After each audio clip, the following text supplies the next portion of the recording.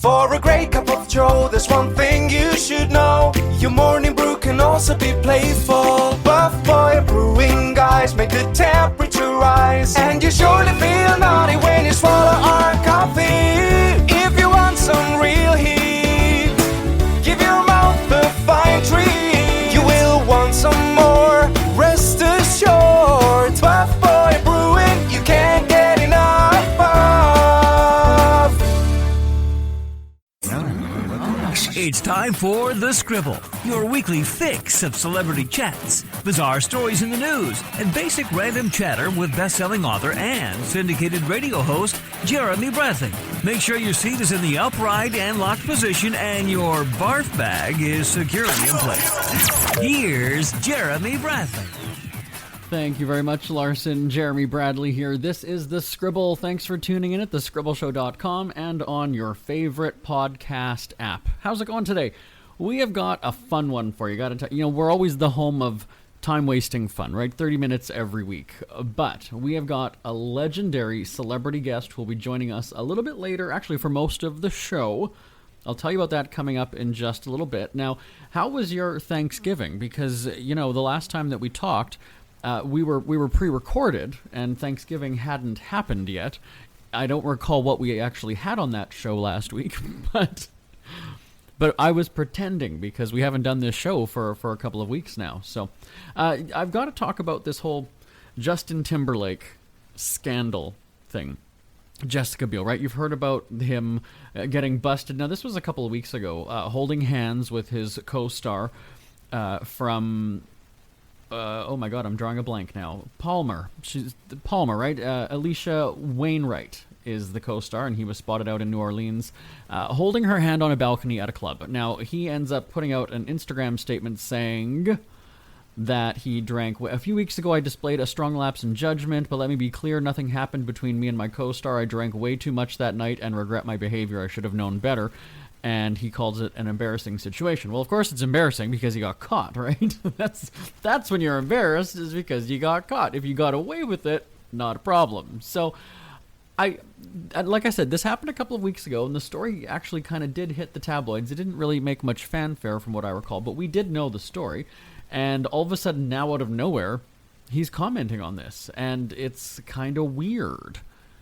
Are things just sort of playing out at home now where it's kind of like, oh, okay. It's sort of, here's the deal. Wendy Williams on her talk show chimed in on Thursday. Now, of course, this is always pot calling the kettle black, right? Because we know that Wendy's husband fathered a baby with his mistress. And so it is sort of sweet because these reports were in the tabloids about Wendy for a year or two. That, her husband Kevin was hooking up with this woman, even like bought her a house or condo or something like that.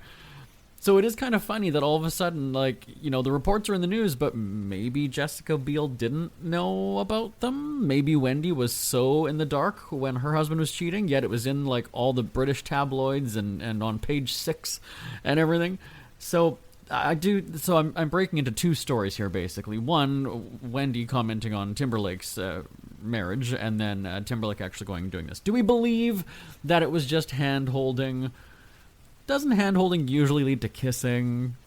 And I guess, in this situation, you're only going to fess up to what was actually caught on camera. What if, all of a sudden now, somebody comes forward and says, well, we've actually got pictures of the two of them kissing?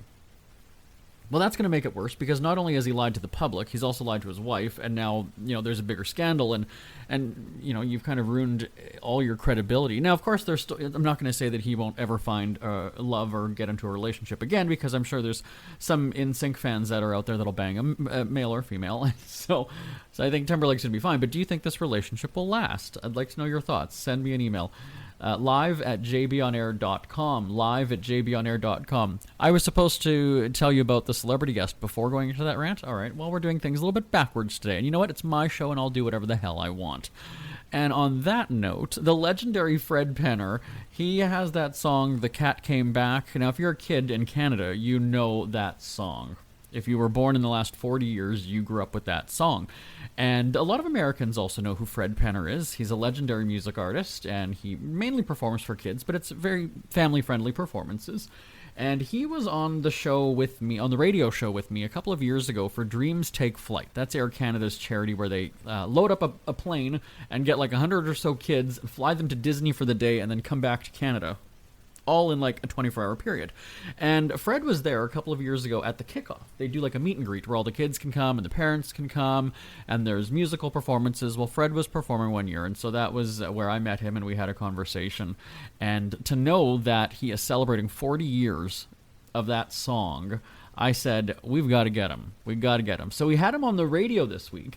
Now, the interview actually runs about 20 minutes, and so we can't play all of that on the radio. So I thank our radio listeners who are tuning into the podcast to hear the whole segment with Fred Penner. So that is going to be coming up actually right after this break. So we're going to take a break here on the Scribble and be joined by Fred Penner right after this. Who are the Kardashians feuding with now? What did that little thug Justin Bieber do this time? Who's getting hitched? And who's headed for Splitsville? Hear the latest celebrity news and gossip every day on Entertainment Wrap-Up. The good, the bad, the ugly, but mostly the ridiculously hilarious. It's all recapped in this daily segment at entertainmentwrapup.com. Have a laugh at the expense of the rich and famous when they take themselves way too seriously. It's 3 minutes of time-wasting fun at entertainmentwrapup.com. Check out Entertainment Wrap-Up at entertainmentwrapup.com. Brought to you by Speak Free Books. Isn't it crazy that you wait for payday, but before you know it, you're strapped for cash again? It's time to stop blowing your money and become a smart spender with the book, The Official Guide to Being an American Cheapskate at cheapskatebook.com. Learn simple ways to cut costs at home every day and during special times of the year. Don't go broke at Christmas. Don't remortgage the house for a fancy vacation. The book is filled with tips to save you money throughout the year. Check out the best-selling book, The Official Guide to Being an American Cheapskate at cheapskatebook.com or on Amazon and iTunes. The cat came back because, he just couldn't stay away. And same goes for Fred Penner. He just can't stay away from the microphone and the guitar. I hope that intro worked. Did it work for you, Fred? It was perfect, Jeremy. It was absolutely perfect. Fred Penner is joining us on the line. I tried to be clever, but you know what? I should start out by also saying congratulations. 40 years for The Cat Came Back. Really, thank you so much. You know, who would have thought? Certainly not me. Well, no, and you know what's incredible is, we chatted a couple of years ago for Air Canada's Dreams Take Flight in Winnipeg, and you did a performance, and grandparents, parents, kids, so many generations knew your songs and were singing along. So what does that feel like, first and foremost? Well, it is bizarre. When this journey began, I had no real idea how long it would carry me along. And now, after 40 years, it doesn't show any signs of stopping. It's a humbling experience, to say the least, to have people sending me emails and talking about specific songs that have made a difference in their lives. Songs like "Proud" or "Take Good Care of Each Other" or "You Can Do It If You Try." I have parents coming up and saying, when my child has trouble doing a certain thing, they'll echo my lyrics and my songs, and that apparently makes some difference in their lives. It's really an amazing personal experience to know that people do connect with my songs and my lyrics and my emotion that deeply, and I'm overwhelmed that it continues.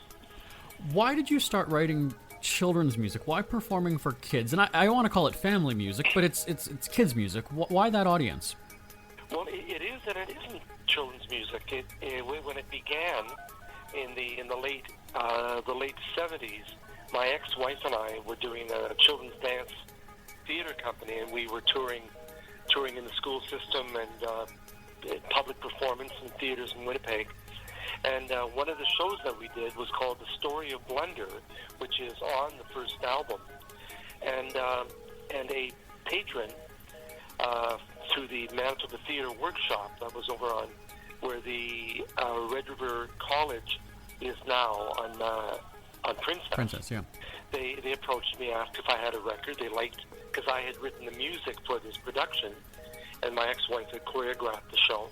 And they asked if I had a record, and I had, no intent at that point of doing a record. I didn't know. I was so new into the business that I'd been touring for a few years with Al Simmons and a band called Cornstalk back in those days, playing mainly the bar and university scene. And then this new direction came along, and so I went back to my roots and thought about songs that I remembered from my own childhood, because this patron had offered to pay for this album. I thought, well, that's an awfully generous gesture, to say the least. So I went back to my childhood, and the songs that I brought forward were, many of them were not specifically children's songs. Things like Ghost Riders in the Sky was just a good song. It had nice energy to it. The Cat Came Back itself was over 100 years old, and so they were just songs that had resonated with me in my lifetime, and I just brought those forward and threw in a couple of original tunes along the way, and before you knew it, the Cat Came Back record was born, and away you go. Once I was committed to vinyl, then everything snowballed from there. And that song has been paying the mortgage ever since. Apparently. Let me ask you, though, how has, or maybe just has, the way you approach writing for audiences changed over the years? Obviously, we see that listeners consume media in different ways. Is there a different way that you approach connecting with your audience now than when you first started? That question has been asked before, and often I'll say, not really. I haven't written a lot of songs for a while. Things have slowed down a bit because much of my writing was task-driven. So I would write for Fred Penner's place, or write for a series called TP Tales, and those songs and those shows, just opened up my ability to just write songs to task, to the specific script, ideas that were on the page, and not having those programs to drive me, it slowed down a little bit. But what I've always tried to appeal to is the youthful exuberance of the listener, songs that go a little bit deeper and try and energize something that has some value, some sensitive songs, ideas that aren't just superficial, but perhaps go in a little deeper into the listener's mind, so that they take it in on another level. So I over the years, since the Cat Came Back album, many of my songs have been driven by a real desire to connect with the audience in a more emotional way.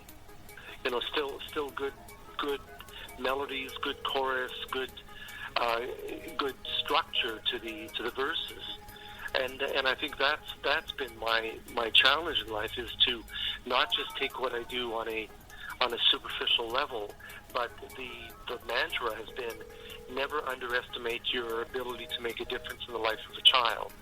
So that has driven me. I had a sister who was born with Down syndrome, and I saw as a teenager how deeply music affected her, and so I took that into my heart, and things that I've done along the way, and the reactions that people have given to me have given me more and more drive to create things that have, as I said, that have more depth and meaning, and that's always my desire when I'm on stage, when I am creating.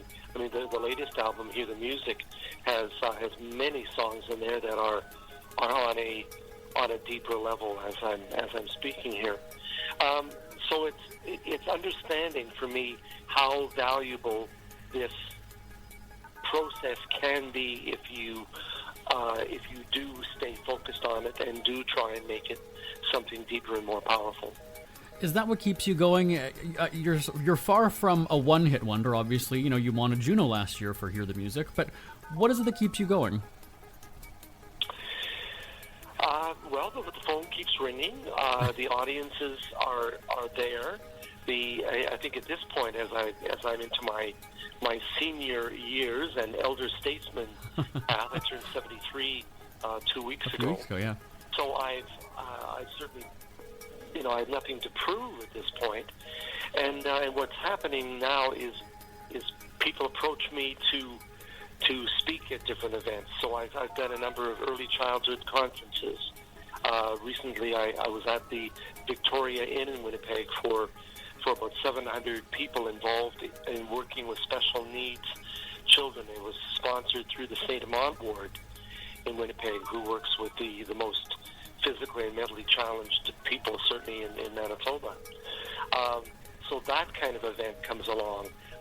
Literacy events come along, and so people are looking to me and asking my opinion and my presentation for things that are deeper, that are powerful. So as we're talking about the multi-generations, those people, those Fred heads, are now moving into their own career worlds of engaging with people who are what am I saying here? With their own in their own direction, and making a difference with the people that they work with, like the Down Syndrome Society, like the St. Amant Ward.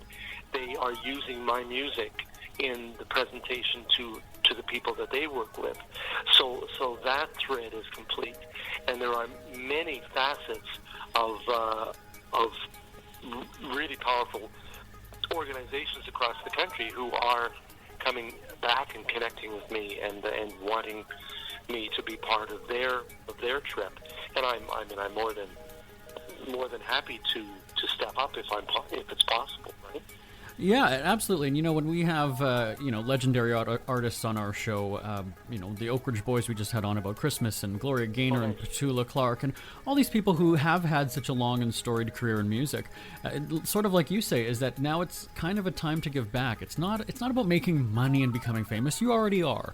It's about helping the community and doing something positive, right? And that's something that we see with your generation of songwriter and artist, and I hope that we see that with the upcoming generations of music artists. We were talking before going on the air about the state of the music industry. Let me ask, obviously things have changed since 1979, but how do you feel about it today? It's complicated. I don't know if I think because the timing for me to come into the world of working with children and families was so perfect. The 70s was a point of transition. That was when the boomers, the post-war generation, the largest demographic to move through life were bringing children into the world, and they were essentially demanding quality entertainment for their kids. So myself and Raffi and Sharon Wilson-Bram and Robert Munch and Sesame Street all were spawned from that generation. And it's not the same now. It doesn't have that resonance of really making a difference with a large demographic is not the same these days. So for a young person who wants to step into the world of creating something for children, it takes a while to really understand what that truly means. And I think a lot of young performers coming in are staying just a little bit too much on the superficial side of it. And there's some good music, and certainly lots of fun and lots of color and lots of energy, but that philosophy inside that really needs to come out, that states to the audience, I'm not doing this just for the fun. I'm not doing this just for hopefully some dollars. I'm doing this because it does have a deeper meaning and value for me as a performer, and it takes a while for that to really become clear. I think as a performer grows and develops their talent, and I'm hoping that there are more performers who are getting that message and who are starting to bring that to their, to their audiences, and that's only a hope. I haven't seen a lot of that at this point. Well, you have sustained a very long career, and I know you were telling me that you're looking forward to the year ahead because you've got a whole bunch of tour dates coming up. It's a little wacky. Yeah, we're starting up. It will ultimately be a national tour sponsored by Live Nation, and I'm really excited that an organization like that is prepared to, put something into the pot to get things rolling for me. But we're starting in February in Saskatchewan, and then going to Ontario, and then back to Manitoba, and then to Alberta, and then some West Coast dates, interior West Coast, and ending off in North Vancouver early April. So there's about 25 dates that we're working on, and then in the fall we're hoping to put together an East Coast tour. So it is a major trek, and I do love performing. I like getting up on a stage. I like looking at the audience. I like feeling the energy, and I like offering them, a song for them to participate with. And that's probably one of the strongest words in my vocabulary is participation, because I remember from my own background with the back in the 60s and the folk scene and all those great songs that were coming forward from Gordon Lightfoot and Joni Mitchell and Cat Stevens and the Beatles. Those were songs that people learned deeply and loved to sing along with. And so that's a huge part of my work is bringing people into the theater to participate, to be part of an experience, so that at the end of it they feel like they have shared in something that is deep and powerful and will stay with them for hopefully years to come. Completely shifting gears for my final question, I have to know, who was Fred Penner cheering for in the Grey Cup? Oh, really? You have to ask that question. Putting you on the spot. My dad and I, when I was young, we never went to a game together, but we'd sit around the radio. My dad and I, this is back to the Kenny Plains, Darryl Funston, the 60s, Herb Gray. I could probably name off the entire Grey Cup winning team back in that era. And I remember how excited Dad was with the game, so that got right inside of me. And I was part of the Junior Bombers. It was the Junior Bomber Football Club, and we would have rallies every couple of weeks at the Uptown Theater down on Academy Road. Yeah. And the players would come down and actually won an autographed football from the 50s, signed by all the players. And it was I've been a Bomber fan forever, and after 29 years of not winning a cup, truly I was brought to tears watching the excitement of the rally at the Forks, and hearing the players get up there with such enthusiasm and seeing thousands of people in the audience. It was really an exciting thing to see, and I'm just so happy for Winnipeg and happy for the Bombers. They worked really hard with multiple quarterbacks. It's amazing that they pulled it off. Mm-hmm.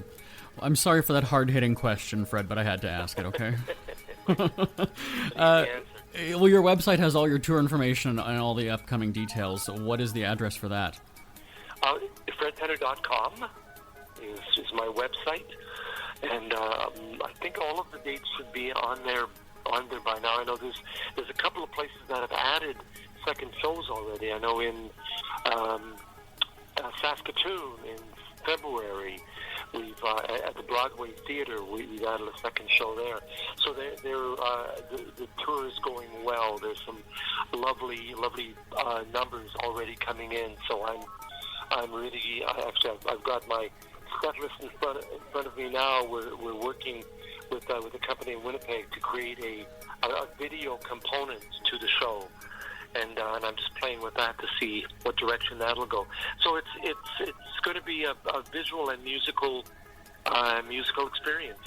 I'm hoping to do actually the Cat Came Back album from beginning to end, as people would have remembered it back 40 years ago, and I'm also going to throw in some of the tunes from the latest album and some other songs that I have grown to love over the years, and so we'll see what happens. Oh, yeah, the legendary Fred Penner. It was so much fun chatting with you. Thanks for joining us today. Likewise. Thank you, Jeremy. Be well. Ever had something to get off your chest but never had the balls to say it? That's a load of crap. Speak Free with JB.com is exactly what you've been waiting for. Your chance to tell it like it is and not care what anybody else thinks. Have your say on issues of the day. Join newspaper and radio columnist Jeremy Bradley as he tells it like it is. Hundreds of thousands of people have stopped by, including some well-known celebrities who have had a chat with JB and speak candidly about what's really going on in the world. You can join them too. Have a rant or a rave. Be brave and head on over to www.speakfreewithjb.com now. It's never too early to start thinking about your next holiday. Have you checked out Mexico recently? From tequila tasting, swimming with horses, to ziplining through the jungle and watching whales and dolphins in their natural habitat, Puerto Vallarta has it all. Visit mexico.jbonair.com to see all the fun PV has to offer. That's at mexico.jbonair.com for hundreds of photos, interviews, and videos from around the tourist hotspot. Check out mexico.jbonair.com for all the fun. That's mexico.jbonair.com. Ever had something to get off your chest but never had the balls to say it? That's a load of crap. Speak Free with JB.com is exactly what you've been waiting for. Your chance to tell it like it is and not care what anybody else thinks. Have your say on issues of the day. Join newspaper and radio columnist Jeremy Bradley as he tells it like it is. Hundreds of thousands of people have stopped by, including some well-known celebrities who have had a chat with JB and speak candidly about what's really going on in the world. You can join them too. Have a rant or a rave. Be brave and head on over to www.speakfreewithjb.com now. We hear you chirping. Get scribbling. Tweet up the Scribble at The Scribble Show. Join the discussion with Jeremy Bradley. It's all going down right now on Twitter at The Scribble Show and at thescribbleshow.com. Jeremy Bradley here, back on The Scribble. The other day I was getting my hair done, or my hair did. That's how you say it, right? I was getting my hair did. I was getting a haircut. And I was chatting with the gal, and we were talking about like Black Friday shopping and Christmas shopping, and she asked me if I had started my Christmas shopping yet, which I had not. And I mean, we're now well into December, and I said, this is where it gets sexist, right? Because you always go and say, well, it's guys that wait until the last minute. Well, here's the deal. I live in the moment. I'm not planning that far ahead, and I really don't plan that far ahead in my life. I go with the flow. And so I hadn't started yet, and she was telling me that she starts in January and gradually does it throughout the year. Now, here I am, the cheapskate, the best-selling cheapskate author, who tells you how to save and gives you clever ways to spend and whatever. And I learned something from her, and she basically said, if you think about it, if you basically spend like $40 or $50 a month beginning in January, over the course of the year, you don't have that like big credit card bill. You're not feeling the pinch, that pinch between like Christmas and New Year's, or that first week or two in January when you actually get your credit card bill. She's like, well, it's so much easier to do it that way. And I said, but that takes so much like time and planning. And she said, not really. You just have to know how old people will be. Like if you've got kids in your family, right? You got to think about, okay, well, this niece was 6, last year or this year. You're going to be 7 next year. What is she into? What sports is she playing? Is she crafty? And so that's where I said it kind of gets dangerous, because my nephews are at a certain age where, their hobbies are changing, every 2 months or so, right? And so that was my excuse to not do it. But anyway, it was fascinating to hear the way people plan their Christmas shopping and how they do it. So I would love to hear your story. Send me an email, live@jbonair.com. That's live@jbonair.com. And we're out of time. We got less than a minute. My thanks to Fred Penner, the legendary Fred Penner. Check out his website for all those tour dates, as he mentioned, fredpenner.com, I believe it was. I think, because we recorded that a couple of weeks ago. So yes, I think it's fredpenner.com, and hopefully I'll see him when he's traveling Canada. And again, feel free to give me a shout anytime. It's always fun hearing your thoughts on our discussion topics and celebrity guests. And hey, if you've got a celebrity guest that you want us to have on the show, by all means, send me an email, live@jbonair.com. All right, I will talk to you same time, same place next week. My name is Jeremy Bradley. This is The Scribble. Bye-bye for now. Want more Scribble? Check out thescribbleshow.com for past shows, celebrity interviews, cheapskate tips, and more. That's at thescribbleshow.com and on Twitter at The Scribble Show. The Scribble is a speak-free media presentation. If you want some real heat